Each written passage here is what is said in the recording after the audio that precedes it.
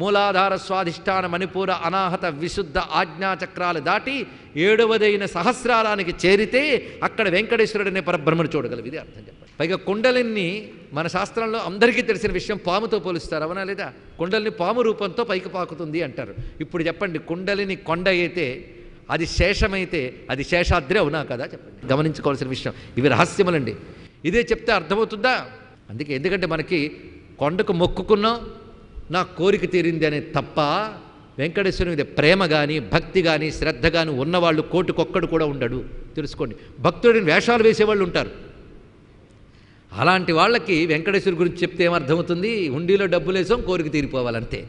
వాళ్ళకి భక్తి కోరిక మీద, వెంకటేశ్వరుడి మీద కాదు. తెలుసుకోండి. ఇక్కడ అలాంటి వాళ్ళని కూర్చోబెట్టి చెప్పిన వెంకటేశ్వర తత్వం అర్థమవుతుందా? ఇప్పుడు మొత్తం బయట కనబడేటువంటి వెంకటాద్రి ఇక్కడే కనబడుతుంది. పరిశీలించారా? గమనించండి. అయితే ఈ కుండల్ని జాగృతి జరగాలంటే ప్రాణాయామంతోనే జాగృతి జరగాలి కదా. ప్రాణాయామం అంటే అండి వాయువుగా, వాయువు ద్వారానే ఆ సర్పము జాగృతి జరిగి వస్తుంది. ఇక్కడ మీరు పరిశీలిస్తే నిన్న ఒక కథ చెప్పుకున్నాం. సర్పము ఆనందాద్రిని చుట్టుకుంటే వాయుదేవుడు ఎగరగొట్టి తెచ్చిక్కడ పెట్టాడు అనే కథకి ఇప్పుడు లోపల ప్రాణాయామ విద్యతో కుండలిని రూప సర్పము జాగృతి జరిగి ఆ 7 కడుపులు ద్వారా వెళ్ళి పైన విచ్చుకోవడం అనే వైభవమే అందులో కూడా కనబడుతుంది. కనుక ప్రతి పురాణ కథలో యోగశాస్త్ర సంకేతాలు ఉంటాయి. సామాన్యులకి అర్థం కావడం కోసం ఆ సంకేతాన్ని కథల రూపంలో చెప్పారు. ఈ పెళ్ళిళ్ళ కథలు కూడా అంతేనండి. వెంకటేశ్వర స్వామి, ఆకాశరాజు కూతురు పద్మావతి, ఈ విషయములంతా ఏమిటి? ఆకాశరాజు అంటే సూర్యభగవానుడు. చెప్పనంటేనే చెప్పేస్తున్నాం చూడండి. అంటే కథ చెప్పట్లేదు, తత్వం చెప్తున్నాం. ఆకాశరాజు అంటే సూర్యభగవానుడు. సూర్యభగవానుడు వల్ల విచ్చుకునేది ఏంటంటే కమలం, పద్మము. కనుక సూర్యకాంతి వల్ల పద్మం విచ్చుకుంటుందంటే, పద్మం అంటే పువ్వు మాత్రమే కాదు, భూమిలో అన్ని సంపదలు వికసించేది సూర్యభగవానుడి వల్లే. తెలిసింది కదా?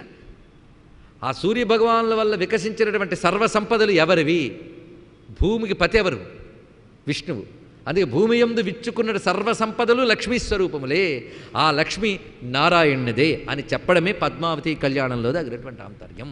అందుకే కథలు వినడం కాదు, కథల్లో ఆంతర్యం తెలుసుకోవాలి, తత్వం తెలుసుకోవాలి. అందుకే శ్రీ వెంకటేశ్వర తత్వం అన్నాం. ఇక్కడ వెంకటేశ్వర తత్వం ఇంత విశేషంగా కనబడుతున్నది. ఇప్పుడు పర్వతాలకు ఉన్న పేర్లు కదా, అన్ని పర్వతాలు కలిపి ఒకే పర్వతం, దానికి ఉన్న పేర్లు 2 పేర్లు చెప్పడం జరిగింది. ఒకటి శేషాద్రి, రెండవది గరుడాద్రి, మూడవది నారాయణాద్రి. నారాయణాద్రి అని పేరు ఎందుకు వచ్చిందయ్యా అంటే, నారాయణుని స్వరూపం కనుక నారాయణాద్రి ఒక అర్థం చెప్పుకున్నాం. ఇంకొక అర్థం పురాణం చెప్తోంది, దాన్ని తెలుసుకోబోతున్నాం. నారాయణుడు అనే ఒక మహాభక్తుడు ఉండేవాడు. ఆ పేర్లు పెట్టుకున్న వాళ్ళు లేరా అండి? అలా చాలా కాలం క్రితం పురాణ కాలంలో నారాయణుడు అనే మహాభక్తుడు వెంకటేశ్వరుని కోసం తప్పించి విష్ణు దర్శనం పొందాలి అని బాధపడ్డాడు. ఎందుకంటే భక్తుడికి భగవద్దర్శన లాలస అని ఒకటి ఉంటుందండి. భక్తుడికి ఉంటుంది, మిగిలిన వారికి భగవంతుడు అక్కర్లే, ఆయన ఇచ్చే వరాలు కావాలి. లేదండి మాకు భగవంతుని చూడాలని ఉందండి, అందుకే అలా నిలబెడతాం గుళ్ళో, వీళ్ళు తోసేస్తారండి అంటూ ఉంటారు కొంతమంది. ఒకవేళ వాడు తొయ్యకుండా నిలబెట్టాడు అనుకోండి, 2వ నిమిషాలు నువ్వే బయటకు వచ్చేస్తావు. వాడు తోస్తున్నాడు కనుక ఇంకా చూడాలనిపిస్తుంది నీకు. తొయ్యకుండా నిలబెడితే నువ్వు వాచి చూసుకోకపోతే ఒట్టు. అక్కడే మనల్ని కూర్చోబెట్టి ఒక అరగంట కూర్చోండి చూడండి అన్నాడు అనుకోండి, ఎవరికీ దొరకని అవకాశం నీకు దొరికిందని లోపల గర్వంతో అక్కడ కూర్చుంటావు, బయట వచ్చి చెప్పుకుంటావు. కానీ భగవంతుని చూసిన తృప్తి నీకు ఉండదు. అవునా లేదు? సైకాలజీ అండి ఇది. ఇక్కడ వాడు తోసేస్తాడు కనుక అపురూపం అనిపించింది. కూర్చోబెడితే మాత్రం 2 నిమిషాలకు వాచి చూస్తాం. ఆయన చూడగానే విష్ణువుని స్ఫురణ కావాలి అంటే అన్నమయ్యంత తపస్సు ఉండాలండి. ఇక్కడ మహానుభావులు దర్శనలాలస అంత గొప్పది. అలా మొత్తం ప్రపంచమంతా తిరిగట్టి నారాయణుడు అనే భక్తుడు విష్ణువుని దర్శించాలని ఎక్కడ తిరిగినా ఆయనకి విష్ణు దర్శనం దొరకలేదు. పైగా ఊరికినే తిరగడం కాదు, తపస్సు చేశాడు, అఖండమైన తపస్సు చేశాడు, సాధన చేశాడు, ఉపవాస దీక్షలు, కఠోరమైన ధ్యానము, త్యాగము, వైరాగ్యము, వీటన్నిటితో చేస్తున్నాడు. కొందరు అంటూ ఉంటారు సాధన చేయాలనుంది కానీ సంసార బంధాలు వదలలేదండి అని. అవి వదలు, నువ్వు పట్టుకున్నావు బట్టి. అవేవి వదిలేస్తాయా? అంత దొంగ మాటలండి. సాధనకి ఎగవేయడానికి చెప్పే మాటలు ఇక్కడ. ఏవి పట్టుకోలేదు, మనం పట్టుకున్నాం వాటిని. తెలుసుకోండి ఇక్కడ నిజంగా ఎంత వైరాగ్యం నారాయణుడిది. అవన్నీ విడిచిపెట్టాడు. అంత తపస్సు చేస్తే సంతోషించి బ్రహ్మదేవుడు కనబడ్డాడు. ఇక్కడ చూడండి, బ్రహ్మదేవుడు కనబడి నీకు విష్ణువు కనబడాలంటే నేను నీకు ఉపాయం చెప్తాను, అక్కడికి వెళ్ళు అన్నాడు.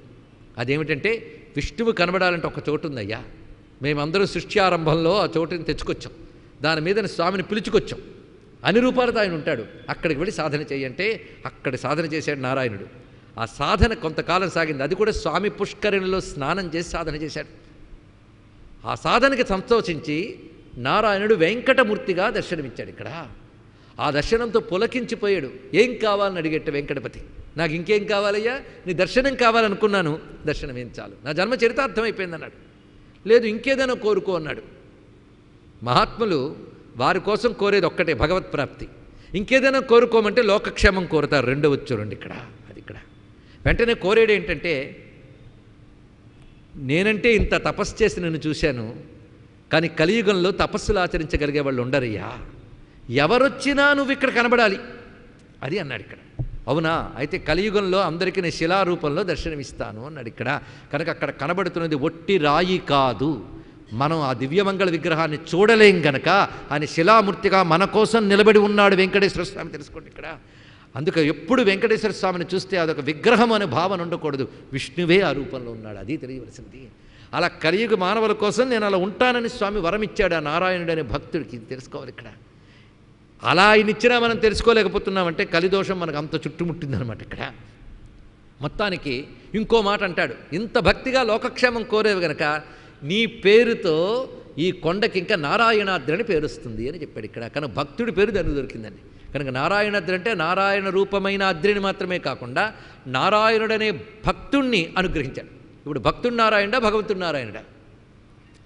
నిజానికి భగవంతుడితో అభిన్నుడైపోయి జీవబ్రహ్మైక్యం పొందేక భక్తుడికి భగవంతుడికి భేదం లేదనేది నారాయణద్రి నామంలోనే కనబడుతుంది. పరిశీలించండి ఇక్కడ. అంత దివ్యమైనటువంటి ఆ క్షేత్రమునికి మరొక పేరు వృషభాద్రి. ఇది చూపిస్తున్నారు. ఈ పేర్లు వింటేనే చాలండి ఇక్కడ. వృషభాద్రి. వృషభాద్రి అంటే అర్థం, దీనికి ఒక కథ చెప్తున్నారు. ఆ ఆదియుగాల్లోనే ఒక రాక్షసుడు ఉండేవాడు. ఆయన పేరు వృషభుడు. ఆ వృషభుడు అనే రాక్షసుడు వృషభాసురుడు. ఆ వృషభాసురుడు సమస్త జగత్తుని పీడిస్తూ తిరిగేవాడు. ఆయన నశింపజేయమని దేవతలందరూ ప్రార్థన చేశారు. ఎక్కడికి వచ్చి? వెంకటాద్రికి వచ్చి. అతన్ని సంహరించడానికి వెంకటేశ్వరుడు అత్యద్భుతంగా గుర్రం మీద బయలుదేరేటండి. ఇక్కడ ఎప్పుడో కల్కి అవతారంలో వస్తాడన్నారు కానీ అప్పుడో వచ్చాడు ఆయన. గుర్రం మీద బయలుదేరి వస్తున్నాడు ఆయన. పైగా ఒక వేటగాడి రూపం ధరించి వచ్చాడు స్వామివారు. వేటగాడి రూపం ధరించి గుర్రం మీద వస్తూ ఆ వృషభాసురుడితో యుద్ధానికి తలపడ్డాడు. ఆ వృషభాసురుడు తపస్సు చేత అనేక వరాలు పొందినటువంటి రాక్షసుడు. కానీ ఈ వేటగాడి రూపంలో వచ్చిన వెంకటపతి యొక్క ధాటికి నిలబడలేకపోయాడు. అనేక రకాల ఆయుధాలు ప్రయోగిస్తున్నాడు. మాయాయుద్ధం కూడా చేశాడు. మాయాయుద్ధం అంటే తాను కనబడకుండానే అనేక రకాలైనటువంటి యుద్ధాలు చేయగలగడం, అస్త్రాలు ప్రయోగించగలగడం, అది చేస్తున్నాడు. ఈ మాయల్ని ఎలా ఛేదించడమా అని ఆలోచించి విష్ణువు తన చేతుల్లో ఉన్న సుదర్శనాన్ని ప్రయోగించాడు. సుదర్శనం సామాన్యం కాదండి. ఆ సుదర్శనాన్ని తలంచుకుంటే చాలా గొప్పది. వెంకటగిరికి సుదర్శనానికి చాలా సంబంధం ఉన్నది. అందుకే బ్రహ్మోత్సవాల్లో చివరికి చక్రస్నానంతోనే పూర్తి చేస్తాం. చక్రాత్తాళ్వార్. అసలు సుదర్శన్ని తలంచుకుంటే చాలు. విష్ణు దర్శనం కావాలంటే సుదర్శనుడు అనుగ్రహం కావాలి, తెలుసా? సుదర్శన మంత్రం ఒకటి శాస్త్రాల్లో చెప్తున్నారు. అయితే బీజాక్షర సహితమైన మంత్రాలు సభల్లో చెప్పరు. కానీ అందరూ చదివి బాగుపడి క్షేమం పొందగలిగే మంత్రాలు కొన్ని ఉన్నాయి. అవి చెప్పుకోవచ్చు. ఒక అద్భుతమైన మంత్రం అంటారు, సుదర్శన మహాజ్వాల సూర్యకోటి సమప్రభ అజ్ఞానాంధస్య మే దేవ విష్ణోర్ మార్గం ప్రదర్శయ. ఇది సుదర్శన మహామంత్రం. ఇందులో ఏం చెప్తున్నారు? సుదర్శన మహాజ్వాల సూర్యకోటి సమప్రభ అజ్ఞానాంధస్య మే దేవ విష్ణోర్ మార్గం ప్రదర్శయ. తిరుమలలో సుదర్శన దేవుడు ఎలా సంచరిస్తాడు, ఎంతమంది భక్తులను అనుగ్రహించాడో కూడా పురాణాలు వర్ణించేయండి ఇక్కడ. అది అజ్ఞానాంధ బుద్ధి కలిగిన నేను, అంటే అజ్ఞానంతో కళ్ళు మూసుకుపోయిన నాకు విష్ణువుని చేరే మార్గాన్ని చూపించవయ్యా అని సుదర్శనుని అడగాలి. దేవస్థానం వారు స్వామి దర్శనానికి సుదర్శనం కౌంటర్ అని పేరు పెట్టడం మంచి పని చేశారు. ఎందుకంటే సుదర్శనుడి వల్లనే సుదర్శనం అవుతుంది మనకి ఇక్కడ. స్వామి దర్శనం కలిగించే సుదర్శనమే. ఎందుకంటే అగ్నిచక్రం, అది కాంతి చక్రం. ఆ కాంతి ద్వారానే మనం చూడగలం ఇక్కడ. ఎందుకంటే పరమాత్మ బ్రహ్మాండాలకు అన్నిటికీ ఆవలు ఉంటాడు. బ్రహ్మాండంలో ఉన్నవి ఈ కళ్ళతో చూడగలం కొంతమేరకు. కానీ బ్రహ్మాండాలకు ఆవల వెళ్ళాలంటే బ్రహ్మాండాలకు ఆవల ఒక మహాంధకారం ఉంటుందట. లోకస్తులు లోకంబులు లోకేశులు తెగిన తుదిన అలోకంబుకు పెంజీకటి. అది దాటి వెళ్ళడం అంటే మహా కష్టం అండి. ఇదే మనకి వేదాహమేతం పురుషం మహాంతం ఆదిత్యవర్ణం తమసపరస్తాత్ అంటారు. ఆ చీకటి ఊహించలేము అక్కడ. ఆ చీకటికి ఆవలు ఉంటుంది విష్ణుధామం. అది చూపించగలిగేవాడు సుదర్శనుడు, తెలుసుకోండి ఇక్కడ. అందుకే సుదర్శన దేవుడు అనుగ్రహం చాలా అవసరం మనకి ఇక్కడ. ఆ భవ్యమైన సుదర్శన దేవుడు స్వామి యొక్క హస్తము నుంచి ప్రయోగింపబడి అన్నమయ్య అంటాడుగా మర్ద మర్ద మమ బంధాని దుర్దాంత మహా దురితాని. సుదర్శన దేవుని స్తుతించాడు ఆ మహానుభావుడు ఇక్కడ. ఆ సుదర్శన చక్రం వచ్చి ఈ రాక్షసుడు యొక్క మాయలన్నింటినీ తొలగించింది ఇక్కడ. అంటే మాయలన్నీ తొలగించగలిగే శక్తి సుదర్శన అనుకుంది ఇక్కడ. ఎందుకంటే దర్శనం అంటే జ్ఞానమే, బ్రహ్మజ్ఞానమే సుదర్శనం. ఇది గ్రహించవలసిన మరొక అంతరార్థం. అలాంటి సుదర్శన అనుగ్రహం చేత ఎప్పుడైతే మాయలు ఛేదింపబడ్డాయో ఇంకా బలహీనుడైపోయాడు వృషభాసురుడు. అప్పుడు వెంకటపతి అతన్ని చక్రముతో సంహరించాడు. ఆ సంహరింపబడుతున్నప్పుడు వృషభాసురుడికి ఎరుక కలిగింది, ఇంతకాలం నేను రాక్షస బుద్ధితో లోకకంటకుడినయ్యానే. అయితే ఒక భాగ్యం ఏదో ఉంది, నా ముందు స్వామి సాక్షాత్కరిస్తున్నాడు, ఈయన ముందు శరీరాన్ని విడిచిపెడుతున్నాన్న ఆనందపరసుడైపోయాడు ఇక్కడ.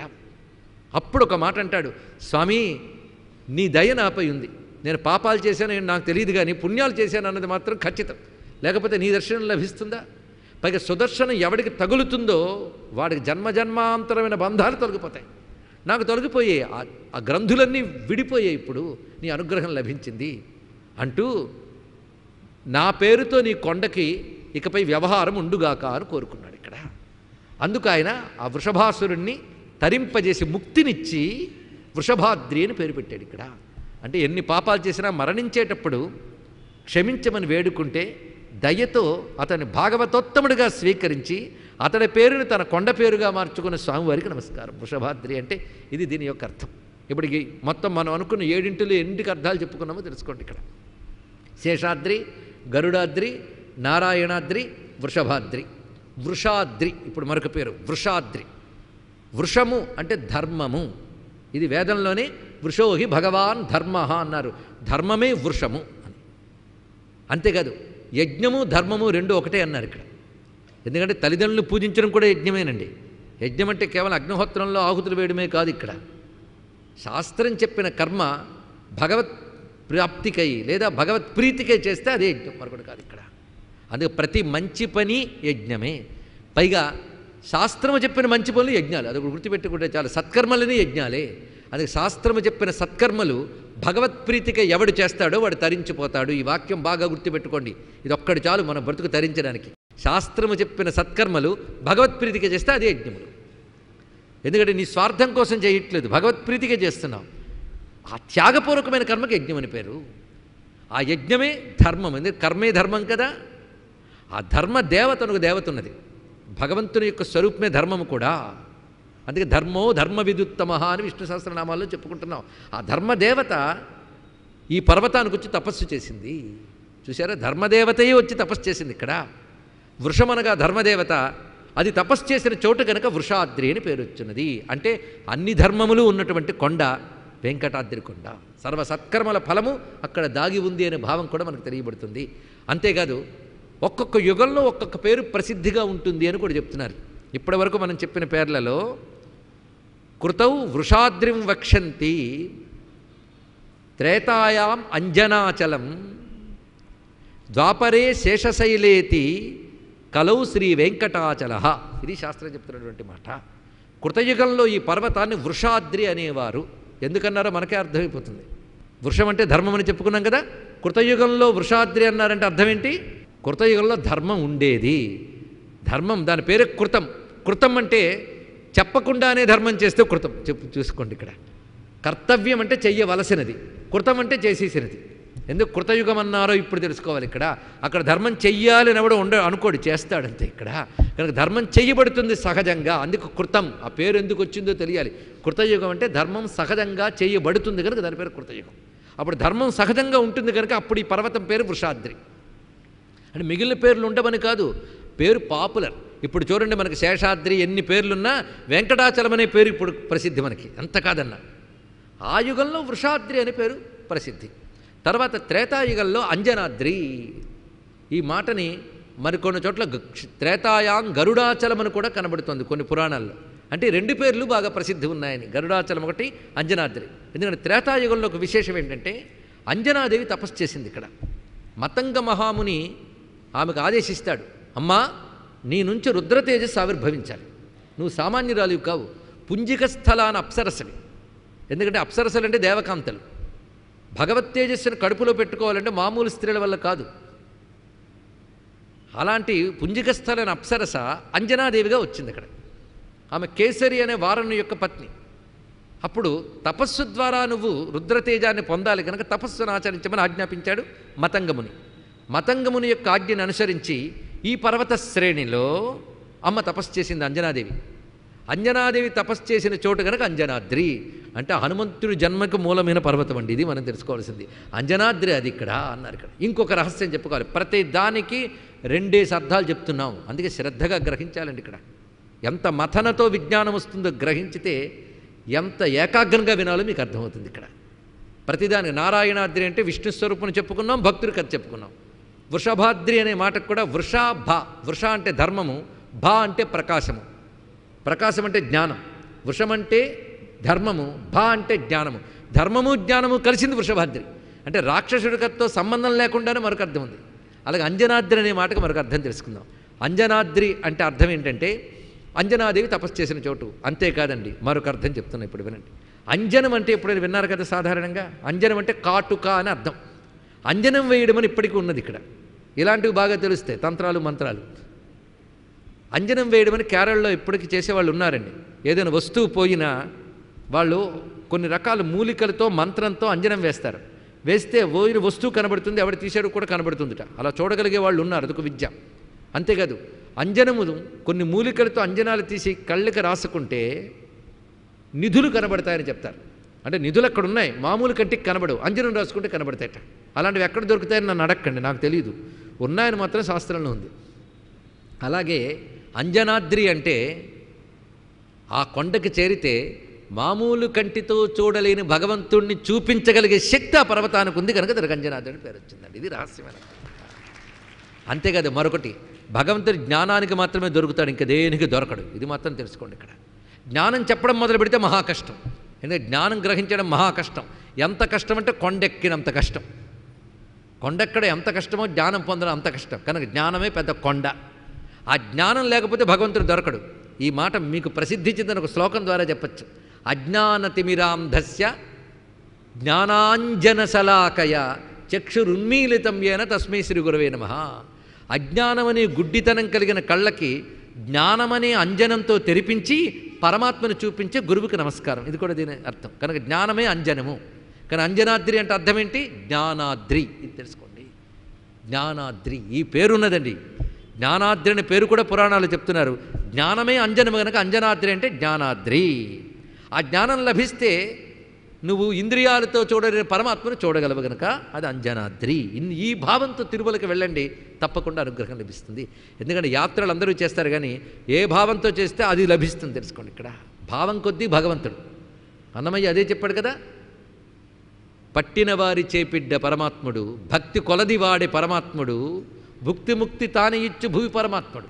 కానీ ఈ భావన కలగ్గానే మనకు భక్తి ఏర్పడుతుంది. ఎందుకయ్యా వెంకటాద్రి మహత్యం తెలుసుకోవాలి అంటే వెంకటపతిపై భక్తి కలగడం కోసం, ఇంకా దేనికి కాదండి. ఒక భగవన్మహిమ గ్రహించాల్సింది ఆ భగవంతుడిపై ప్రేమ పెరగాలి. ఆ ప్రేమ పెరిగితే భక్తి అవుతుంది, ఆ భక్తికి భగవంతుడు దొరుకుతాడు. అందుకు చెప్పుకోవడం ఇవన్నీ కూడా.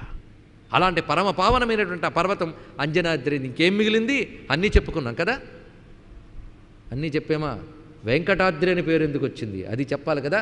ఇప్పుడు ఇన్ని దాటి వెళుతున్న వెంకటాద్రి అనే పేరు చాలా విశేషమైన పేరు. పైగా కలియుగంలో ఆ పేరు ప్రసిద్ధి. ద్వాపర యుగంలో శేషాచలం అని ప్రసిద్ధి. అంటే ద్వాపర యుగంలో శేషాచలం అనేవారు అని తెలిసిపోతుంది ఇక్కడ. అంటే శేషాచలం పేరు ముందే ఉన్నప్పటికీ ద్వాపర యుగంలో ఆ పేరు వ్యవహరించేవారు, ఇది తెలుస్తున్నారు. ఇలా కృతయుగంలో వృషాద్రి, త్రేతాయుగంలో అంజనాద్రి లేదా గరుడాచలం, ద్వాపర యుగంలో శేషాచలం, కలౌ వెంకటాచలం, కలియుగంలో వెంకటాచలం అని పేరు అన్నారు. ఇక్కడ ఎందుకో తెలిసిపోయింది కదా. ఇప్పుడు కలియుగంలో ఎందుకు వెంకటాద్రి అంటున్నారో గ్రహించబోతున్నాం. వేం కట ఈ శబ్దానికి పురాణాలు ఇచ్చిన అర్థమే మనం చెప్పుకోవచ్చు. 2 అర్థాలు చెప్పింది పురాణం.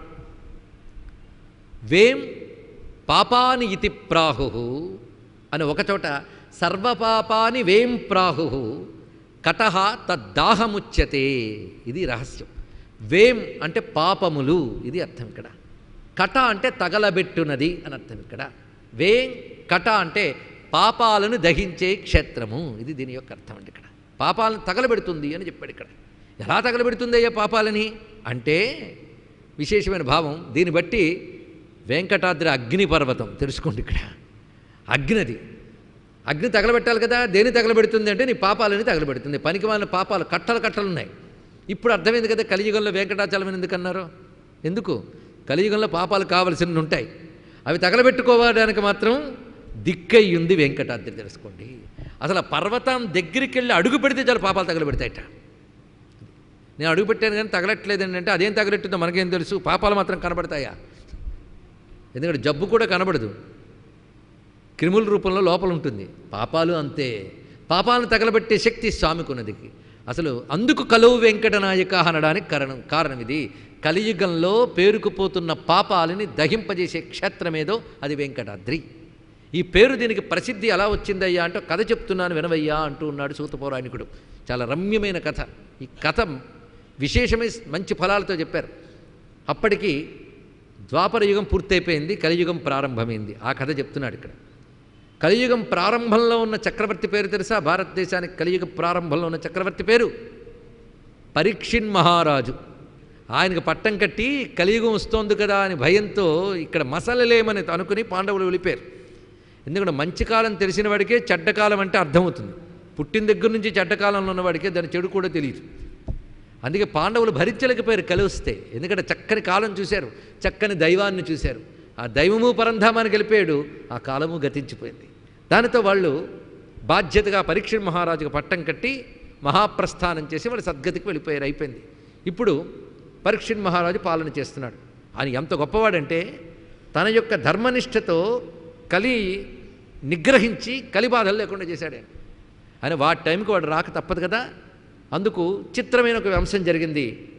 దాహానికి వెళ్ళినటువంటి పరీక్షిత్ మహారాజు ఒక మహర్షిని చూసి, శమూకుడనే మహర్షిని చూసి, ఆయన దాహమని అడిగితే ఆయన తపస్సమాధిలో ఉండడం చేత బదులు పలకలేదు. ఎప్పుడో నా మాటకి బదులు చెప్పట్లేదని ఉక్రోషం వచ్చి ఆ కింద పడి ఉన్నటువంటి మరణించిన సర్పము యొక్క శవాన్ని తీసి ఆ శమీకుడి మెడలో వేశాడు పరీక్షిత్ మహారాజు. ఈ కథ చాలామందికి తెలుసు, చాలామందికి తెలియకపోవచ్చు. తెలిసిన వారు గుర్తు చేస్తూ తప్పేమీ లేదు. ఇక్కడ మరణించిన సర్పము యొక్క శవాన్ని మహర్షి మెడలో వేసి వెళ్ళిపోయాడు. ఎందుకండి ఈ పని చేయాలి? దాహమని అడిగాడు, ఆయన సమాధానం చెప్పలేదు. అంత పరీక్షిత్ మహారాజుకి తపస్సమాధిలో ఉన్న మహర్షి మాట్లాడడం తెలీదా?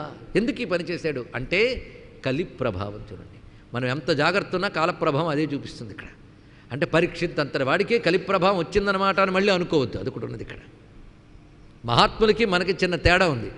మహాత్ములకి తత్కాలంగా ఒక కాలప్రభావం కనబడ్డా వాళ్ళ స్వభావం మాత్రం శుద్ధంగా ఉంటుంది. కనుక కలి వాళ్ళపై ప్రభావం చూపించాడు కానీ స్వభావంలో కలిలేడు. ఎందుకంటే ఒక పండుకి పైన బురదంటింది అనుకోండి కడుక్కుంటాం, లోపలే కుళ్ళిపోయింది అనుకోండి పారేస్తాం. ఇప్పుడు పరీక్షిత్ మహారాజు మీద రావడం ఎలా ఉందంటే పండు పైన బురదలాగా వచ్చాడు. అందుకే లోపల కుళ్ళిపోవడం కాదు, లోపల కుళ్ళిపోతే నేటి కాలం, పైన అంటుకుంటే ఆనాటి కాలం. పరీక్షిత్ మహారాజుకి పైనే అంటింది, దానితో ఆ బుద్ధి పుట్టింది. లేకపోతే మహర్షి మెడలో సర్పశవాన్ని వేసి వెళ్ళిపోయాడు అక్కడి నుంచి.